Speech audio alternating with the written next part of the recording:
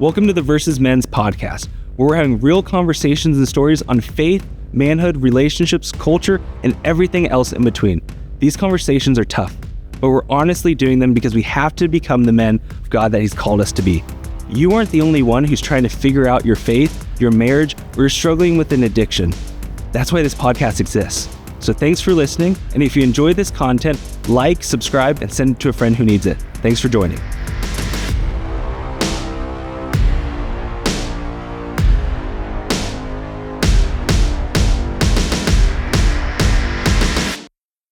Welcome back to Season 2 of the Versus Men's podcast. Today we'll be jumping in with Chef Anthony Endy, Director of Culinary at Troubadour.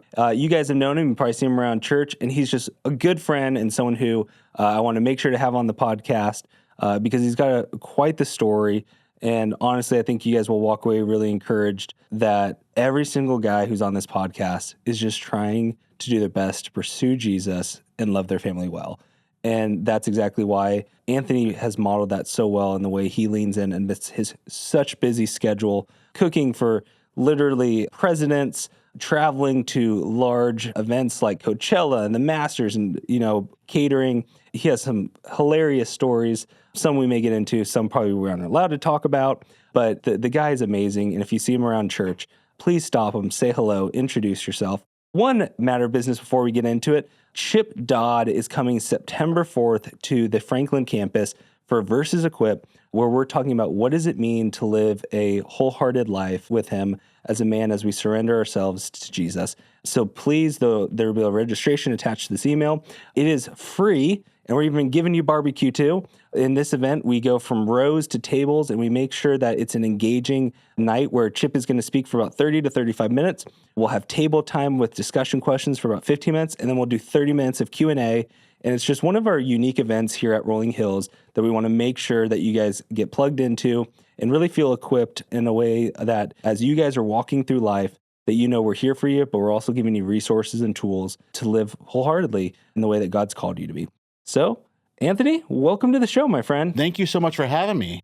Man, the more you and I have gotten together, just the funniest part is, and this is what is just it's so unique about Rolling Hills in some ways. I think it was maybe my first or second month here on staff, and we had started men's groups. And, I always try to give out my number as like, hey, if you're going through something or you just want to get plugged in, here's my cell phone number. I give them at men's groups, especially on campus. And like, man, you were one of the first guys at Rolling Hills to text me being like, hey, man, I just moved here too from California. Haven't been here that much longer. I just want to connect and hang out with you as my pastor. Yep. And dude, look at our friendship, 3 years later now? It's been 3 years, a little over 3. Now for me, I got here in April. That's right. That's right. So, yeah. Man, has it not been so wild to think about our journey here and all that God's done and, just life? It's amazing. I mean, it's where we've come from, where we're going. It's just, I'm blessed. We're blessed, and I'm so thankful for this. So, and what's so funny, seriously, Anthony, and guys, just if you know Anthony, you know his personality. He's such a humble guy. When he texted me like, hey, let's just grab some time. Why don't you come out to the restaurant? And I was like, come out to a restaurant? Like, who is this guy? And to find out, coming out to Troubadour and you just realizing, man, this guy, one, you didn't even tell me that you had beat Bobby Flay on his own show. I had to look this up and be like, Anthony, you could have said these things, man. But I know that's not you at all. Yeah. In thinking through today's episode, why don't we just start, Anthony, with when did cooking become a passion for you? Take us back to how did this become a central role in your life and maybe about your upbringing? How did this all start? Cooking all started with the love of food. Yeah. Let's be honest. Yeah. I love good food. I was raised by a single mom. I was youngest of 4. She always provided, always put good food on the table. My grandmother was also nearby, very, very involved in our growing up. She had a garden. Am I going to say I was in the kitchen helping? No, I was eating. I was enjoying good food. I loved being around it, but it always was a good time to bring the family together at the table. We, from my grandmother's point of view, garden, she raised, our vegetables before organic and all these, buzzwords were around. She was doing it the right way and making things from scratch. And And same with my mom. You know, I come from a Hispanic. My mom's Mexican, so my grandmother very well versed in Mexican cooking. I mean, that's what we do. You know, what she does, and so a lot of delicious food on that realm. You know, confident cook. You know, I always equate my grandmother to some of the cocky line cooks we get that you could tell you how great they're doing, how great of a cook they are. That's my grandmother. When I when I officially first started cooking, I probably was about 15 years old when I first started barbecuing and grilling and doing that type of thing. And I remember the first plate of ribs I put out, and my grandmother tasted them. She goes, "They're great, mijo, but you know, you'll never be as good as your nana." You know, so that was some inspiration right there, and drive to keep me going. But I mean, this was all early stages of food. You know, helping her in the garden. So as I mentioned, I was youngest of four. My mom was a school teacher at the local Christian school in California. So my grandmother would watch me as my brothers and my two older sisters were at school, and I would help her in the garden, you know, pick carrots, you know, harvest onions, things of that nature. And you know, I was kind of drawn to it. I didn't know it at the time that that's kind of where my mindset was. I just knew I liked really good food. Yeah. As a kid and as growing up, my mindset was sports. I love sports. I played, you know, baseball, little league. Then I got really into football. Football was more of my sport. Football is what I did something through high school. I was always young from my, you know, in school, I was always kind of the youngest guy in my class. I was a September birthday started.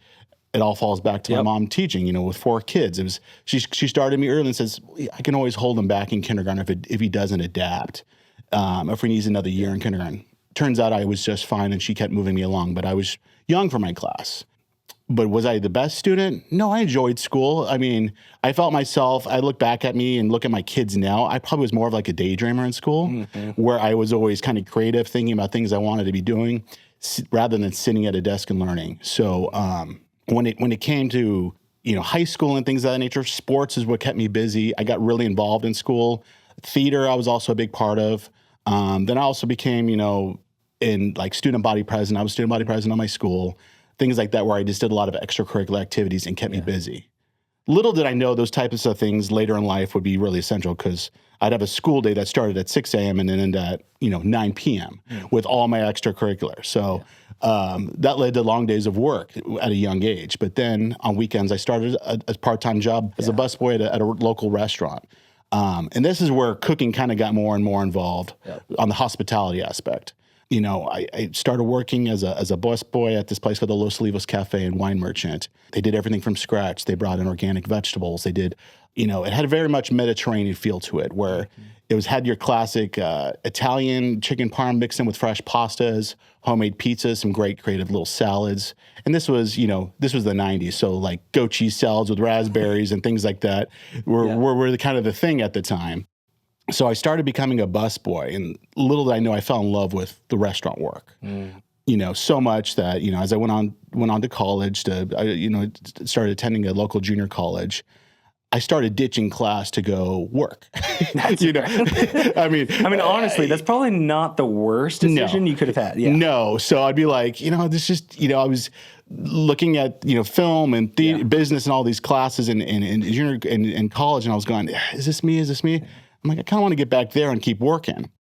Lo and behold, you know, I became old enough. I was serving. So I was a server in the front of the house. Then the owner would eventually said, you know, I started looking at the kitchen and going, I kind of want to do that too. So I did both. So I served during the daytime and I worked the kitchen at night, which, you know, and I started off in the pizza and salad station, learning to get really busy, learning to manage my time. You know, as I look back at sports and teamwork and looking about the individuals you work around, that was so much of the environment I felt there. You know, it was a creative outlet. You know, I really kind of just found myself more in the kitchen and in restaurants. And I mean, that's really where it started to take off. So I was about right out of high school, I was 17. So that's kind of where I really, really got into it. And at that point, you know, looking at every culinary school possible, talk to every chef possible. Culinary schools, I mean, this is when, you know, this wasn't my driving force, but Food Network was really big at this point. So culinary schools were very big at this time. So everyone was out there, and I was looking at all of them going, where do I go? You know, even looking up in like British Columbia, I'm like, oh, there's a cool one up there. There's things, you know, there's all types of culinary schools to learn from. Then I'd go this was always also great when I enjoyed restaurants, because serving, I would make a lot of tips. So I'd take that money and go to a nice restaurant, eat there, and then want to talk to the chef and see what they, be researching these restaurants and then talk to the chef and be like, so, what was your story like? What was your plan? How did you get where you're going?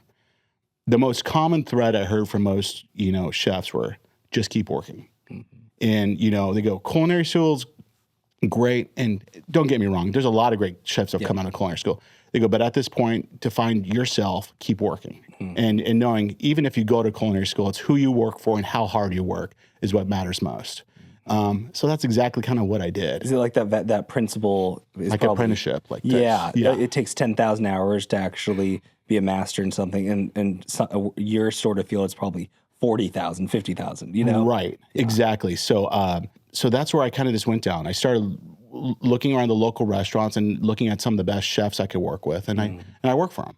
And I moved fairly, I worked very hard, read every book. Even to this day, my cookbook, the details I still read a lot. I mean, so you kind of have to, I just immersed myself with it at that time of my life. Now, obviously, as we're recording this, the season 4 of The Bear that just came out, what is that experience anything of like what you grew up in? And like, I mean, were kitchens that demanding?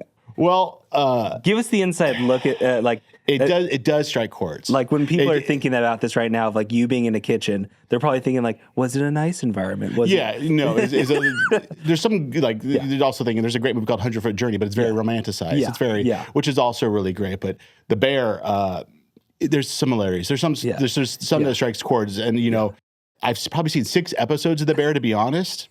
Triggers too much PTSD for you? Yes. It gives me anxiety, and and I usually find myself watching that show like before bedtime. I'm like, this is not what I should be watching right now, because there's episodes where you kind of feel like you've lived those moments. Oh, for sure. There's 1,000 things going on at once. So there's a chaos, but there's a controlled chaos in kitchens. Okay. And sometimes, and if it's not the right environment, it's just chaos.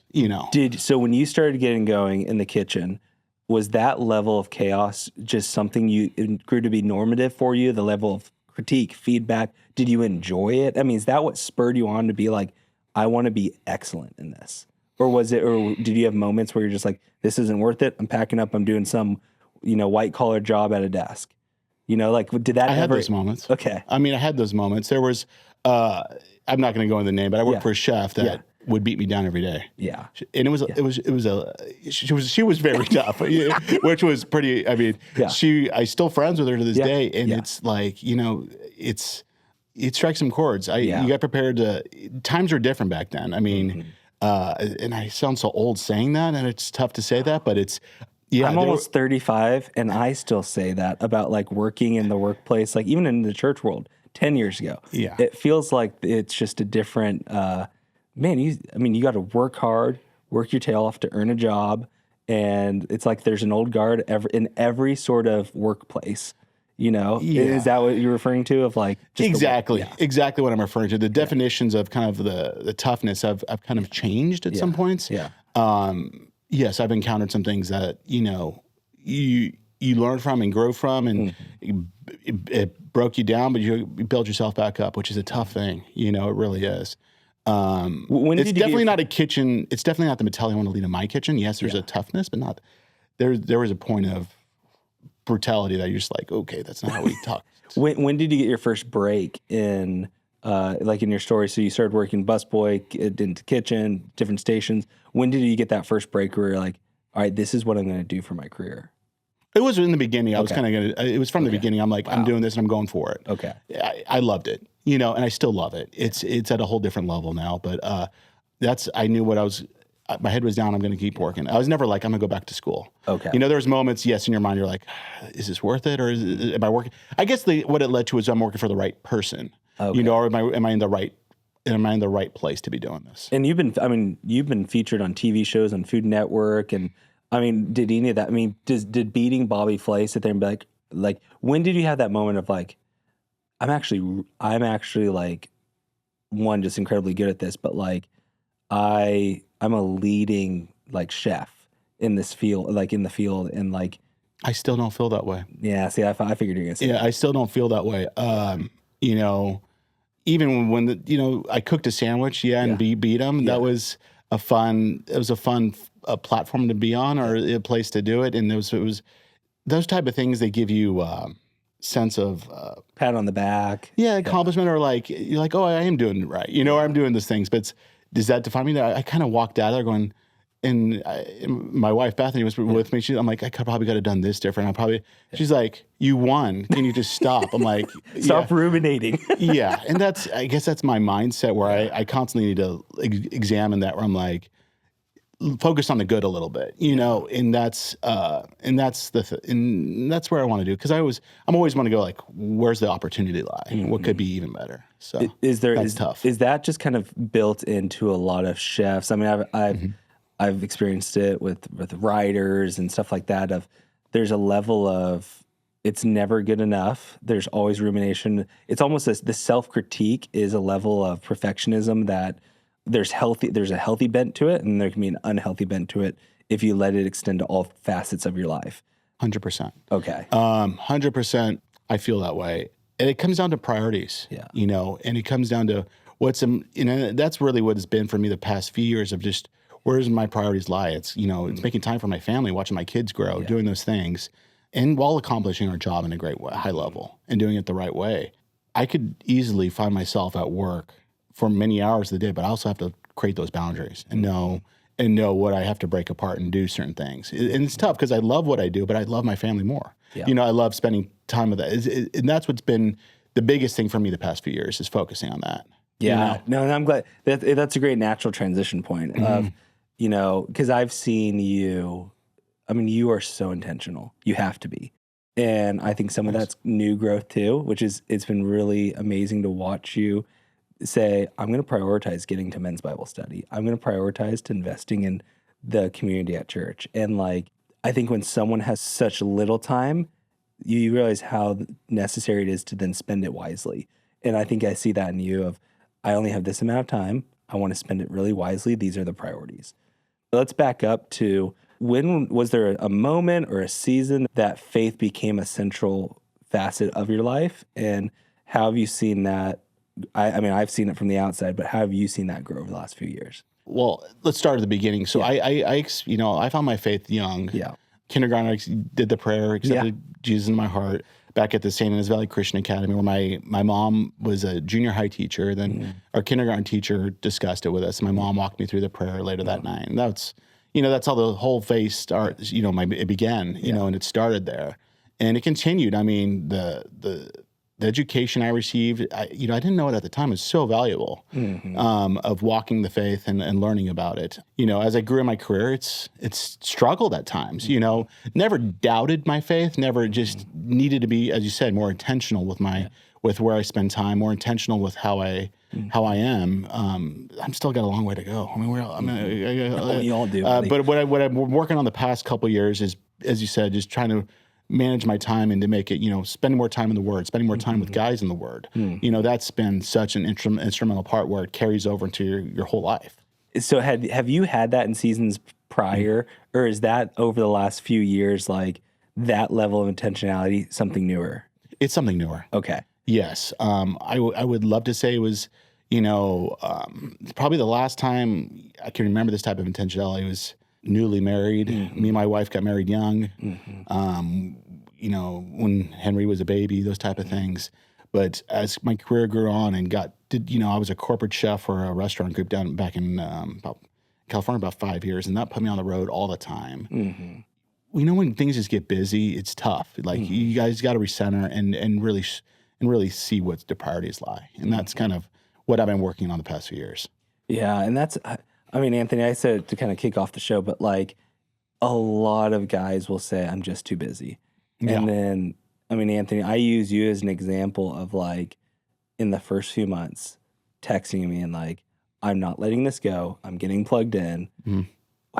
When are we going to meet? How many times?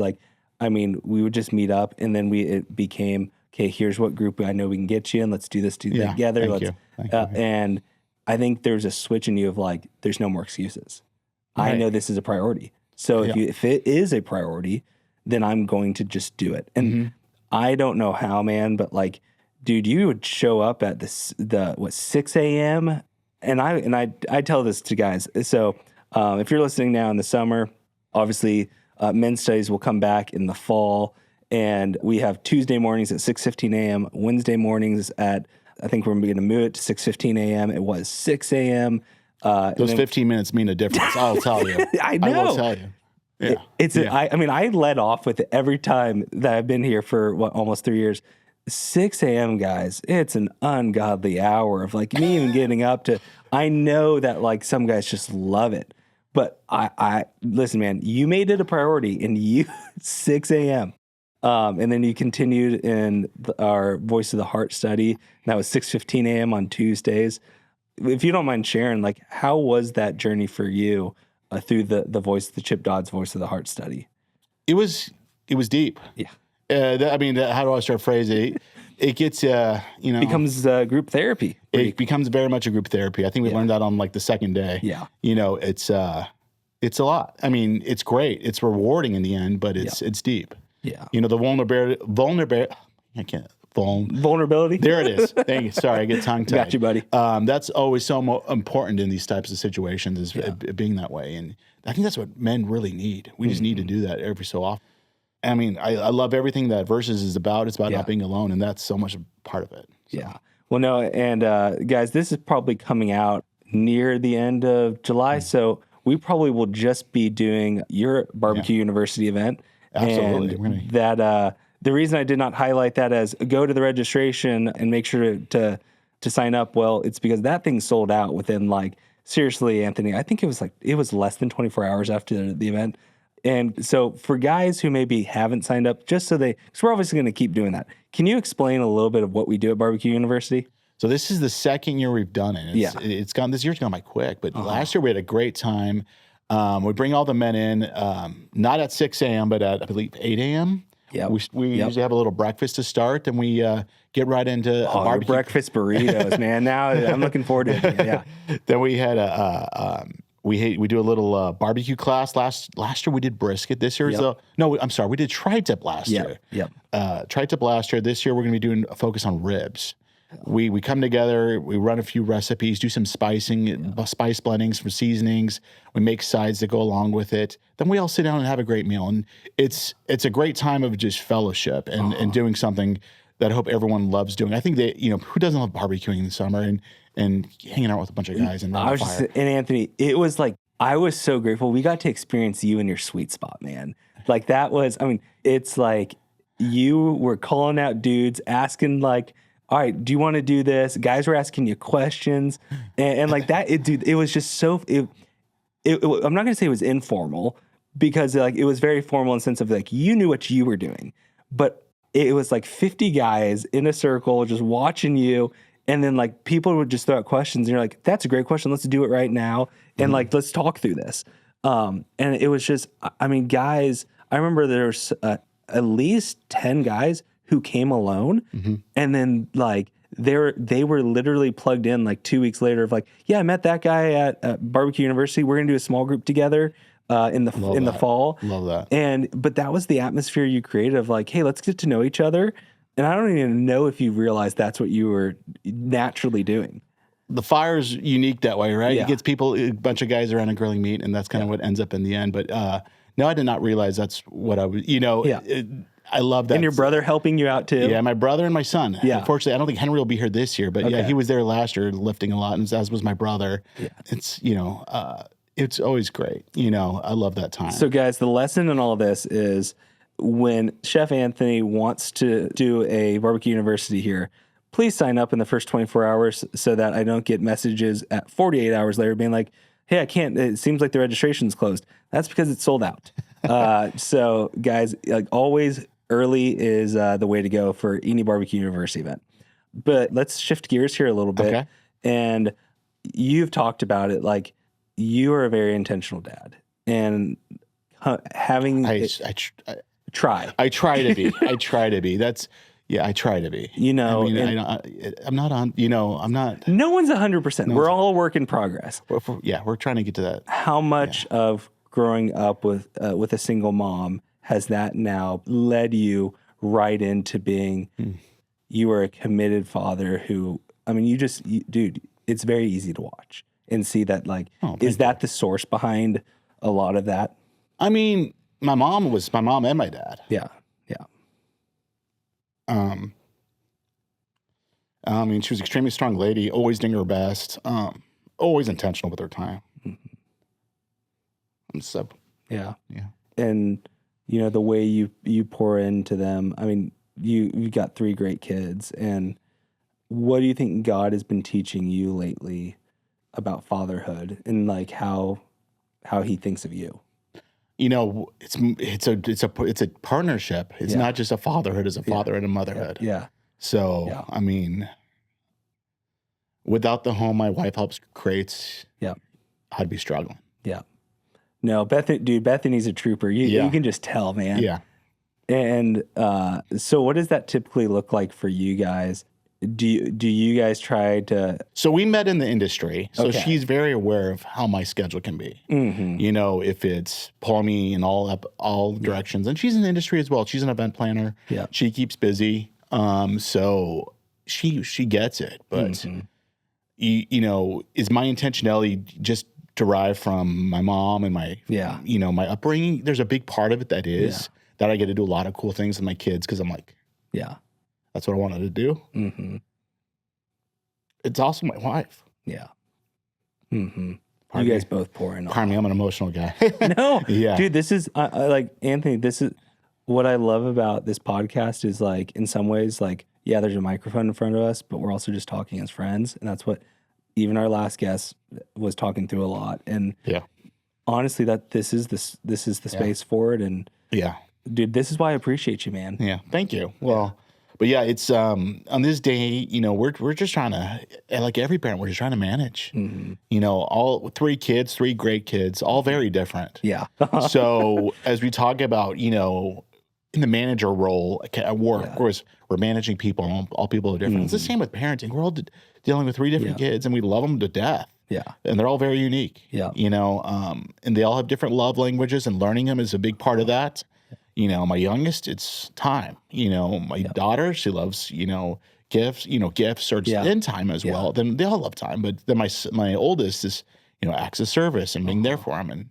And do you and Bethany do that for yourselves too? Like, okay. Yeah. What love language is she?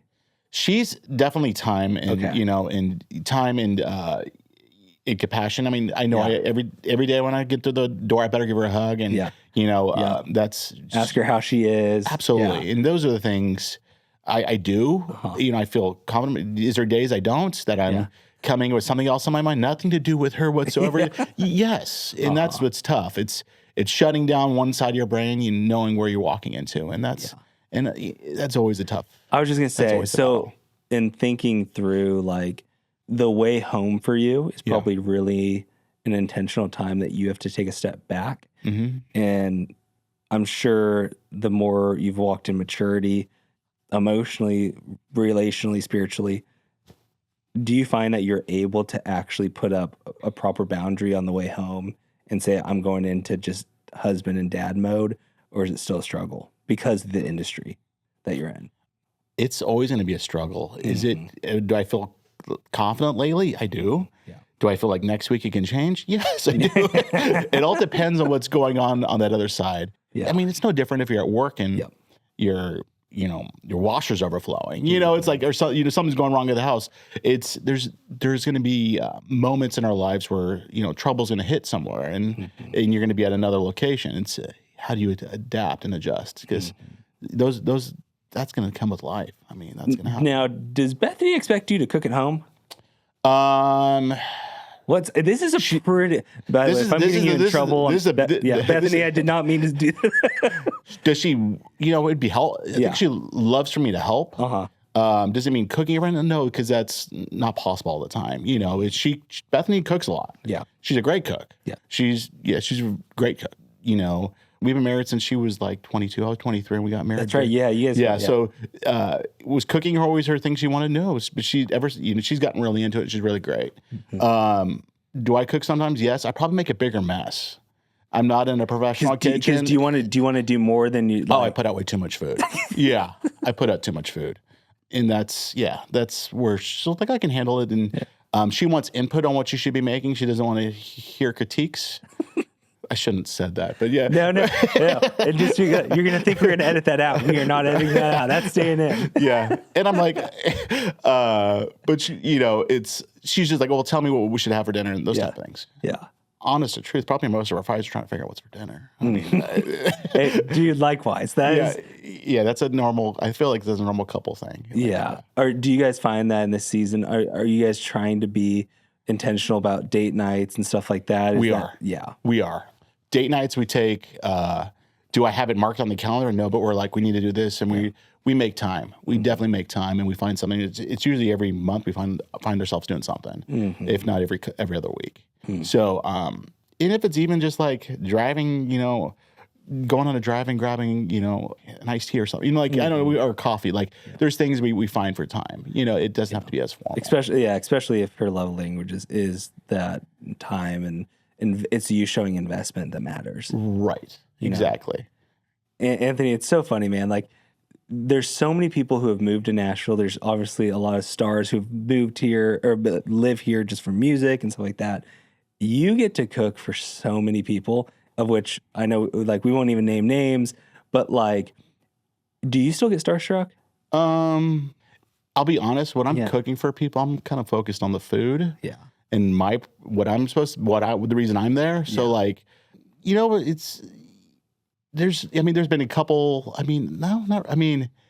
they are just normal people. They're all just normal people. And to be honest, you get hungry. I'm by nature, I'm a shy guy. Yeah.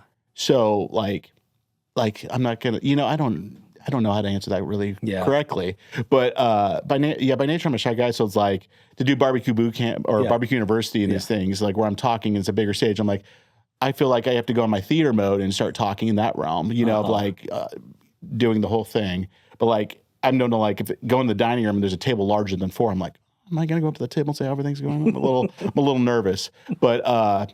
No, to say the stars. No, there's a lot of people doing a lot of things. Everyone's trying to do their thing. Do you feel more pressure on a daily basis with something like that, going over to someone's house and doing the private dinners, or like beating Bobby Flay, the shows? Was that way more pressure because you knew this would be replayed everywhere? And shows, I didn't think of it that way. Okay. It was just a good platform to be on, doing what I like to do. Did you have the self-confidence going into it to be like, I'm probably being Bobby Flay? I didn't go there saying I'm gonna beat him. I'm gonna do the best I can. Like I'm gonna go cook. I went in saying I'm not gonna lose in the first round. Okay. That's what I went in saying. I'm like, I better not lose in the first round or we're never talking about this again. So that's those type of things. Yeah. It was just platforms for it. But like when it comes to every day, you're not hanging on to I don't know, like you're only as good as what you're doing right now. Yeah.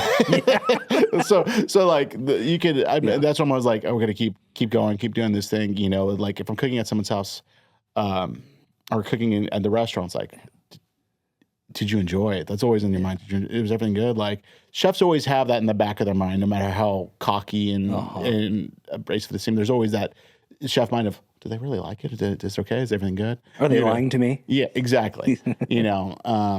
Because we're constantly critiqued. It's one of those roles that we're just critiqued at. And as I mentioned, we're still in the service industry. We're here to I just make people happy. That's kind of the whole reason why I do what I do, is make people happy and enjoy their time, and create these experiences that are fun, I never was one to go out my career didn't lead me to the way of just seeking awards and accolades.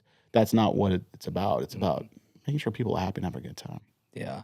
When you were on all the TV shows, what's something that like watching from home we don't realize about it? I said a lot of cheesy lines on that show, on one of the shows, but some of they get you to. Were they hand fed? Some of them they try to get you to say some things, and some I'm like, I'm not saying that. Then But one thing you may not realize is this, like Beat Bobby Flay on that one is probably one of the most legitimate cooking competitions in that the judges eat the food right then when it's hot. The timing is real. The ingredients are, everything's real. Keeping Bobby in the dark of what, you're doing is kind of a thing. It's real. That's kind of what people always guess. Oh, is it all just staged? No, it's not all staged. Some of the So it's not predetermined like any of the. Bobby's beat 20 people in a row. We got to give the fans one. Okay. No, he's good. Yeah, he's really good, and it's very the way it's judged is it's fair and it's truthful to how the judges see it. So that was one thing that I was very impressed to see, because Bobby's he's a chef. It's his production. He wants it the way it should be. So that was pretty neat. Is there any part of you like? Would you go back on those shows or anything like that? There was one that was gonna, right after it aired, I was gonna be on. Then COVID hit. Yeah, that's fine. I'm fine without it. When you look at the next season of life, what are you hoping for, praying for, both professionally and spiritually?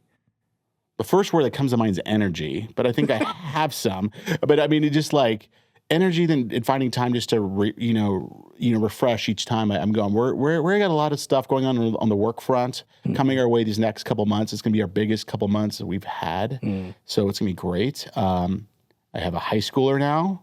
I have a daughter in middle school, and I have a son that's a very active fourth grader. So, dude, that's keeping it busy. It's busy, but I just want to keep my priorities on, keep them in line every day. So that's kind of what just keeping my mind in check, keeping my heart in check, keeping everyone, our priorities in line. That's kind of keeping my family, giving them what, that's the biggest thing, giving my family what they need.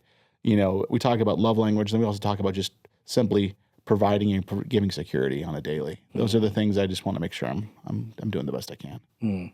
Dude, that's it's that level of, I think we all sit there and struggle with, how am I providing, obviously financially, and security, and then, but the big heart piece in what you just said there is, how am I investing my time? Right. And honestly, guys, that takes sacrifice. It may come at a sacrifice professionally, and there's things that we have to say no to so that our family wins, not just us. I hear that. I hear that for sure. And it's the balancing of it all. And I don't have any answers. I'm sure not many people do, but it's like, then there's loving on our kids and making sure we're doing the right thing. That's always like, how do you really know? Like, oh, they're happy, they're this or they're that. Oh, now they're spoiled. It's like, how do we, where's that line? I'm always looking for that line and just making sure we're doing the best for them, that could grow them in the best way. Do you find any of the kids want to follow you into the culinary world? None of them have said it. Okay. Only one of them I could probably see. Well, one of them I could maybe see it. My daughter, Hallie, I mean, she's been interested in food since she was really young. She likes helping in the kitchen. She likes doing things of that nature. She has a creative mind, but she kind of leads, how was at that age? She's into theater and things like that. Then Henry's really I could be completely wrong, but I don't see him in a kitchen type thing, which I'm fine with. His mind's a little, it's geared towards other avenues, and he's really into sports, which is great. And Howard, he's a lot like myself, so who knows? I mean, looking back, what would you say to yourself getting into the kitchen at, what would you say, 16 years old, being a busboy? 15. Yeah. 15. Yeah. Man, what would you say to that kid? Keep your head down. Yeah, keep working. Keep your head down, keep working, and it's pretty amazing where you can go with making a salad or flipping a burger. It really is. I kind of think that I'm like, the platforms and the people I've been able to meet has been great in the life I've been able to give my family. What is the most fun that you have in your role right now? Is working with my team. Kitchens are a ground for a lot of guys in similar backgrounds as myself.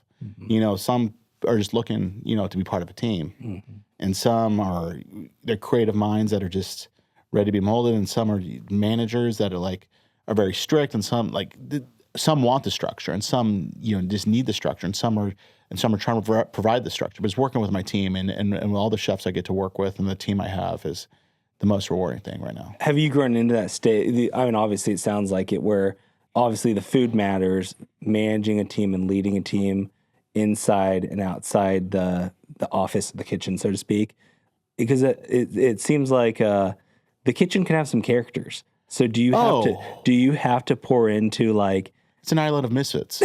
You said it, not me. There you go. It's an island of misfits, and we know it. It's a lot of characters, a lot of funny humor, a lot of things that are out there. People that you got to think of this. We're the people that are not socializing when everyone else is socializing. We're socializing at work with it in a whole different realm. People on the holidays are getting together at the table, and we're the ones putting the food out and doing things like that. So it breeds a different personality. What's the hardest part of it? The people. Yeah, it's still going to be the people. It's still. I mean, where have you had to grow as a manager the most in all of it? Patience. Great. I mean, not grace, because I know you're patience and grace. Okay. I mean, it's because just being in the upbringing I've kind of gone through. Yeah. In kitchens, there was no grace, so it's learning to adapt to them. And do I vocalize it like I got vocalized too? No, I don't. I don't react in the ways I do. But it's just in my own mindset of like, okay, how do we get people to going? But I think we've come a long way in that. People in. Do you find just by treating people kindly as a manager and asking them about your lives, that's one of the primary avenues your faith can shine at work, is by just legitimately caring about people in an industry that may not? I feel so. Yeah. I feel so. I don't know if everyone views it that way, but I think so. I think that's a big part of it. And you also, the other struggles we have is just a sheer adaptability, because in a kitchen, you get thrown a lot of curveballs and walking people along those situations and things like that. So, Well, Anthony, man, one, it's always just good to get together with you, but doing so on a more official capacity on the podcast, just thank you so much for coming on. Thank you for having me. It's been fun. Yeah, and guys, when you see Chef Anthony around church, just know that, man, spend a second, stop, say hello, introduce yourself. He's just a gift to be around. And so we are going to be signing off for our second episode. We'll be coming back with our third episode in just a few short weeks. And like I said, please sign up and register for Versus Equipped with Dr. Chip Dodd. We are going to need those registrations in, because given that it's a free event, we want to know ahead of time how much food to be purchasing. So please help us with those numbers. That would be greatly appreciated. And we are so glad that we'll be back in the swing of things for our fall studies that will be kicking off the week of September 10th, going through my book, The Man You're Meant to Be, a call of self-examination for every believer, hypocrite, and outsider. I'm really excited that you guys get to go through that with me, and I think it's going to be a great study. So you can also go ahead and sign up for fall studies, as they are kicking off in just a month and a half. So we are looking forward to a whole lot more as we head into fall. Thanks so much. See ya.